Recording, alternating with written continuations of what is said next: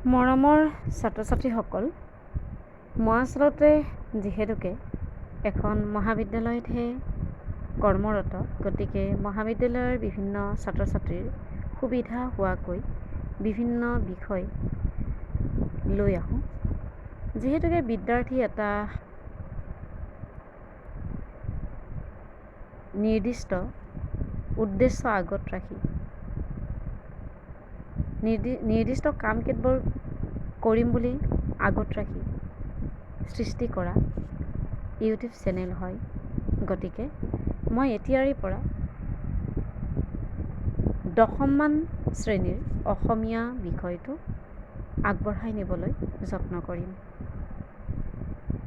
10মান শ্ৰেণীৰ এই অসমীয়া বিষয়টোত যদিও মই আগবঢ়াই নিবলৈ চেষ্টা কৰিম, তাত অৱশ্যে প্ৰশ্ন উত্তৰ সকলো দিম নে, এইটো এটা মই নিজে একো সিদ্ধান্ত লোৱা নাই।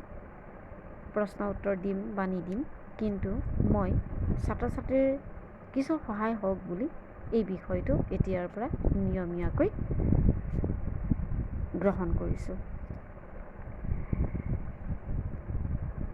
10মান শ্ৰেণীৰ কাৰণে যিখন অসমীয়া, সেইখনৰ নাম হৈছে অসমীয়া সাহিত্য চয়নিকা নতুন। এই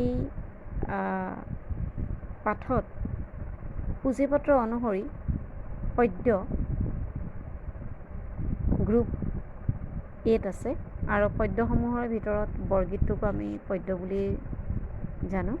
গতিকে পদ্যসমূহৰ ভিতৰত বৰগীত মহাপুৰুষ মাধৱদেৱৰ দ্বাৰা ৰচিত, জিকিৰ আজান ফকীৰৰ দ্বাৰা ৰচিত, প্ৰশস্তি ৰঘুনাথ চৌধুৰী, মই অসমীয়া সৈয়দ আব্দুল মালিকৰ কবিতা, দৃশ্যান্তৰ হৰে কৃষ্ণ ডেকাৰ কবিতা, এই 5টা সামৰি লৈছে। এই 5টা সামৰি লোৱাৰ ভিতৰত মই মাত্ৰ বৰগীত, ৰাগ বসন্তত যিটো বৰগীত আছে মাধৱদেৱৰ দ্বাৰা ৰচিত, মহাপুৰুষ মাধৱদেৱৰ দ্বাৰা ৰচিত, এই বৰগীতটোৰ মাত্ৰ বৰগীতৰ লক্ষণ সম্পৰ্কীয় যিটো বিষয়, সেই বিষয়টোহে লৈ আহিছোঁ। বৰগীতসমূহ হৈছে উচ্চ আধ্যাত্মিক ভাৱৰ গীত। ইয়াত 3 নম্বৰ যিটো পইণ্ট, সেই পইণ্টটোত মই ইয়াত লিখা হৈছে যে এইবোৰ উচ্চ আধ্যাত্মিক ভাৱসম্পন্ন গীত, অৰ্থাৎ ইয়াত সংযমৰ প্ৰয়োজন হয়, আৰু ই আচলতে ঈশ্বৰ মাহাত্ম্য প্ৰকাশক। গতিকে সংযমৰ প্ৰয়োজন হয় আৰু ইয়াৰ ভাৱ আধ্যাত্মিক, আৰু সেইকাৰণে বৰগীতসমূহক উচ্চ আধ্যাত্মিক ভাৱসম্পন্ন বুলি কোৱা হয়, কাৰণ ইয়াত ঈশ্বৰৰ মহিমাসূচক কথাবোৰ থাকে, লীলাসূচক কথাবোৰ থাকে, আৰু তাৰ বাহিৰেও পৰমাৰ্থিক তত্ত্ব থাকে। বৰগীতসমূহ শাস্ত্ৰীয় ৰাগতালযুক্ত, অৰ্থাৎ ইয়াৰ এখন নিজস্ব পৰিৱেশনৰ শাস্ত্ৰ আছে, আৰু সেই শাস্ত্ৰ অনুসৰি শাস্ত্ৰীয় ৰাগতালযুক্ত বৰগীতসমূহৰ ৰাগবোৰ উল্লেখ কৰা থাকে। সেই নিৰ্দিষ্ট ৰাগতহে বৰগীতটো গোৱা যায়। তাৰ অবিহনে বৰগীতবোৰ পৰিৱেশন কৰা নাযায়। আমি আলোচনা কৰিবলৈ অনা পাঠত বৰগীতটোৰ ৰাগ হৈছে বসন্ত। বৰগীতসমূহৰ ভাষা ব্ৰজাৱলী, মূল মৈথিলী ভাষা, আৰু বৰগীতসমূহৰ এই যিটো ব্ৰজাৱলী ভাষাৰ লক্ষণযুক্ত বৰগীত, ব্ৰজাৱলী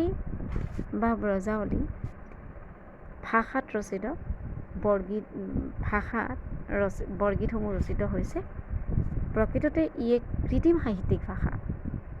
সাহিত্য ৰচনাৰ উদ্দেশ্য আগত লৈ অসমত মহাপুৰুষ শ্ৰীমন্ত শংকৰদেৱে এই ভাষাটো ব্যৱহাৰ কৰিছিল, আৰু ভক্তি ধৰ্ম প্ৰকাশক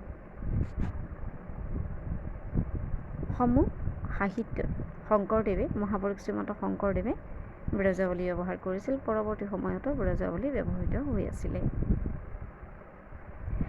বৰগীতসমূহত ৰসৰ যিবোৰ সমাৱেশ হৈছে তাত শান্ত, ভক্তি, ভক্তিৰস, শান্তৰস আৰু ভক্তিৰসৰ এটা সম্পৰ্ক আছে বুলি কোৱা হয়। বৰগীতসমূহত ভক্তিৰসৰ উপৰিও বাৎসল্য, কৰুণ, শান্ত, দাস্য ইত্যাদি ভাৱৰো কি হৈছে প্ৰকাশ দেখা যায়। গতিকে আমি আলোচনাৰ বাবে অনা প্ৰথম পাঠটোৰ প্ৰথম পদ্যটোৰ পৰা বৰগীতৰ যি 4টা লক্ষণৰ বিষয়ে লিখিব দিয়া হৈছে সেই কথাটোকে আমি আলোচনা কৰিছোঁ। ছাত্ৰ ছাত্ৰীসকলে কিবা জানিবলগীয়া থাকিলে প্ৰশ্ন কৰিব, আৰু তাৰ বাহিৰে যদি আপোনালোকক নিয়মীয়াকৈ এনেধৰণৰ পাঠ দি যাব লাগে তাৰ কাৰণে এই ইউটিউব চেনেলটো আপোনালোকে ছাবস্ক্ৰাইব কৰিব। ধন্যবাদ।